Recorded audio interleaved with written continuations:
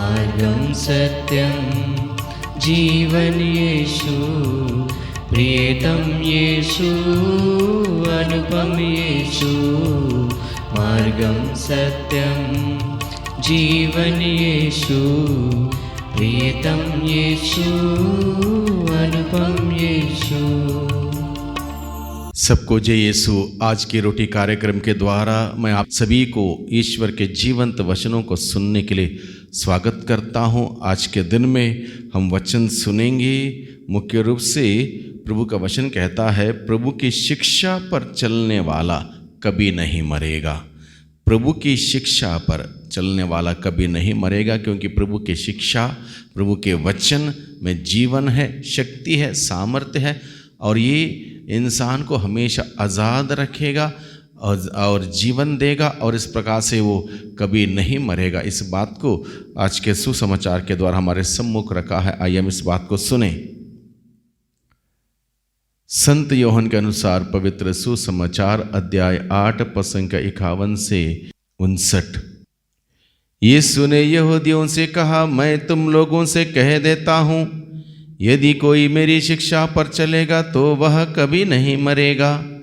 यहूदियों ने कहा, अब हमें पक्का विश्वास हो गया है कि तुमको अबदूत लगा है।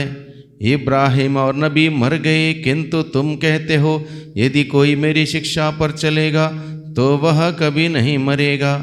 क्या तुम हमारे पिता इब्राहिम से भी महान हो? वह मर गए और नबी भी मर गए, तुम अपने को क्या समझते हो? यीशु ने उत्तर दिया, यदि मैं स्वयं अपने को महिमा देता तो उस महिमा का कोई महत्व नहीं होता।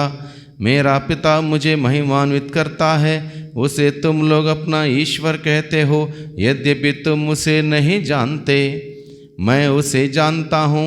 यदि मैं कहता हूँ कि उसे नहीं जानता तो मैं तुम्हारी तरह झूठा बन जाता, किंतु मैं उसे जानता हूँ और उसकी शिक्षा पर चलता हूँ।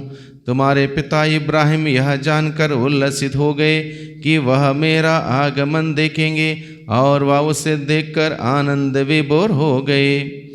इब्राहिम ने उनसे कहा, यहूदियों ने उनसे कहा, अब तक तुम्हारी उम्र 50 भी नहीं है, तो तुमने कैसे इब्राहिम को देखा है? यीशु ने उससे कहा, मैं तुम लोगों से कह देता हूँ, इब्राहिम के जन्म लेने के पहले से ही मैं विद्यमान हूँ। इस पर लोगों ने यीशु को मारने के लिए पत्थर उठाए, किंतु वह चुपके से मंदिर से निकल गए। प्रभु का सुसमाचार। प्रभु क्रिस्त में प्यारे भाइयों बहनों, सुसमाचार के शुरुआत में प्रभु कहता है, मैं तुम लोगों से कह देता हूँ, यदि कोई मेरी शिक्षा पर चलेगा तो वह कभी नहीं मरेगा।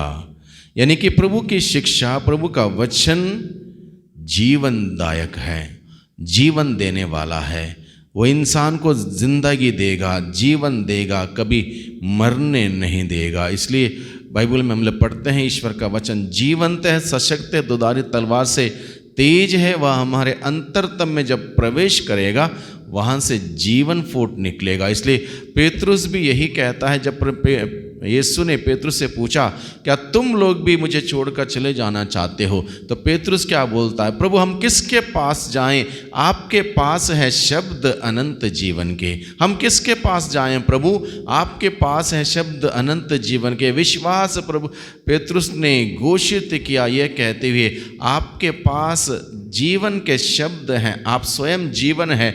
हम आपको छोड़कर और कहाँ जाएं, क्योंकि आप में जीवन है, आपके शब्दों में जीवन है। यही बात प्रभु आज के सुसमाचार के द्वारा प्रभु बताता है। यदि मैं तुम लोगों से कह देता हूँ, यदि कोई मेरी शिक्षा पर चलेगा। शिक्षा पर चलने की ज़रूरत है। केवल सुनना काफ़ी नहीं है, सुनाना काफ़ी नहीं है, कभी कभी पढ़ना काफ़ी नहीं है, कभी कभी सुनना काफ़ी नहीं है। प्रभु का वचन कहता है, जो मेरी शिक्षा पर चलेगा, शिक्षा के अनुसार जीवन व्यतीत करेगा, उसके अनुसार उसका जीवन होगा, तब वो कभी नहीं मरेगा। ये बहुत ही इम्पॉर्टेंट, इस बात को समझना और जानना। भाइयों बहनों, बहुत बार हम लोग प्रभु का वचन सुनते हैं, हो सकता है आधे अधूरे मन से सुनते होंगे, कई बार हम लोग पढ़ते हैं, कई बार हम लोग घोषित करते हैं, और इस प्रकार से हम सोचते हैं कि हमने प्रभु का वचन सुन लिया, हमने प्रभु का वचन ग्रहण किया।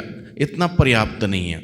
ज़रूरी है प्रभु का वचन जो सुनते हैं उसको समझें, उसको ग्रहण करें, उस पर विश्वास करें, उसके अनुसार जीवन व्यतीत करें। ऐसा करेंगे तब है प्रभु का प्रॉमिस क्या है? वह व्यक्ति कभी नहीं मरेगा, क्योंकि जीवंत वचन उसको जीवन देगा, मृत्यु से बचाएगा, पाप से बचाएगा, बुराई से बचाएगा, अंधकार से बचाएगा, अंधकार के कर्मों से, सोच से, विचारों से बचाएगा। तब जाके वह वचन उसको जीवन की ओर ले जाएगा, मृत्यु से बचाएगा, जीवन की ओर ले जाएगा। और यहूदी लोग इस बात को समझ नहीं पाए।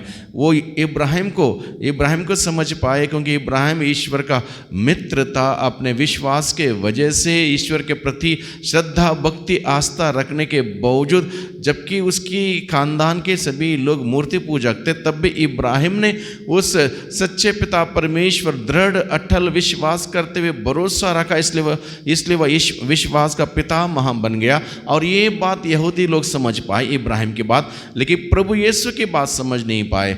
जबकि इब्राहिम ईश्वर का मित्र मात्र था और प्रभु यीशु मसीह ईश्वर का बेटा, और इस बेटे को समझ नहीं पाए यहूदी जनता। अपने धार्मिकता के घमंड के वजह से हम कह सकते हैं, अपने हृदय की कठोरता के वजह से हम कह सकते हैं, वो यीशु को ईश्वर का पुत्र, ईश्वर का परम पावन पुत्र, समस्त मानव जाति का मुक्तिदाता, उद्धारकर्ता, इस बात को समझ नहीं पाए, जिसके वजह से वो तर्क वितर्क करने लगे, प्रभु से सवाल करने लगे अलग अलग बातों को लेकर। लेकिन प्रभु ने उनको समझाने के बावजूद वो इस बात को समझने में नाकाम रहे, क्योंकि उनके हृदय की कठोरता थी। इसलिए आज के सुसमाचार के द्वारा प्रभु हमें बताता है, यहूदी यीशु को और उसके शिक्षा को बिल्कुल ही नहीं समझ पाए, जिसके वजह से उस अनंत जीवन से वह वंचित होते हैं। यीशु के द्वारा समस्त मानव जाति के लिए ऑफर किया हुआ वो अनंत जीवन, अनंत सुख से वो वंचित होते हैं। इसलिए प्रभु आज के दिन में इन वचनों के द्वारा मुझे और आपको, हम सबों को बुलाता है उस यीशु में दृढ़ विश्वास करने के लिए, विश्वास करते हुए उसके वचनों को सुनने के लिए, वचन के अनुसार जीने के लिए, जिससे कि हम सबों को अनंत जीवन का सुख मिले और हम सभी ये वचन हमें स्वर्ग राज्य में हम सबों को ले जाए। और यही लक्ष्य है, यही उद्देश्य है। इसलिए पिता परमेश्वर आज के दिन में इन वचनों के द्वारा मुझे और आपको बुलाता है, हम प्रभु के पास जाएं, प्रभु यीशु में विश्वास करें, उनके वचनों में विश्वास करें, उन वचनों के अनुसार जीवन व्यतीत करें और प्रभु के द्वारा